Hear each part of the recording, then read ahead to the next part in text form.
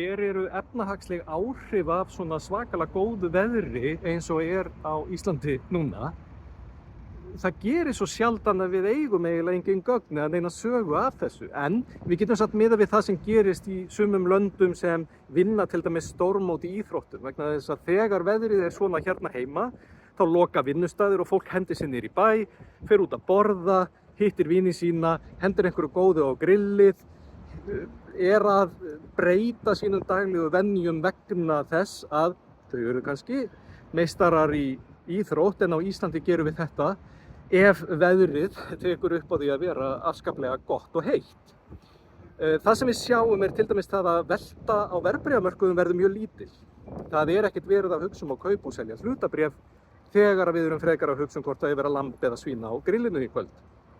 En það sem við höfum líka séð eru skammtíma og langtíma áhrif. Þegar að lönd hafa til dæmis unnið stórmót í íþróttum, að þá hafa verðbréfamarkaðir oft gefið betur til skamstíma heldur en meðaltalið alls staðar annars staðar, og þetta er löng saga, þetta eru gögn sem við eigum sem geta spannað mjög langt tímabil, að það grípur sig jákvæðni og stemning sem hækkar verð á mörkuðum sem mjög áhugavert. En þegar þessi sömu lönd eru skoðuð, að þá sjáum við að langtíma áhrifin eru þau að þau hafa þá að jafna því gefið verð og hlutabréfamarkaðir hafa hækkað minna.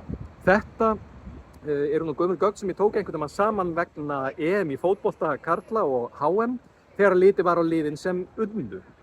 Þá getum við kannski túlkað sem svo að þegar við fáum góðar fréttir, hvort sem það þá að við höfum verið að vinna HM eða EM í fótbolta, eða þá að veðrið sé það frábært að það hendi sér allir út í góða veðrið, að þá mikil bjartsýni, stemning og jákvæðni sem hefur mjög góð áhrif til skamstíma, en þingan gæti kannski kostað okkur svolítið til lengri tíma. Við höfum þá engar áhyggjur af því. Það miklu skemmtilegra að geta skellt sér út úr húsi endrum og sinnum á Íslandi en að þurfa að ágjöra einhverju slíku.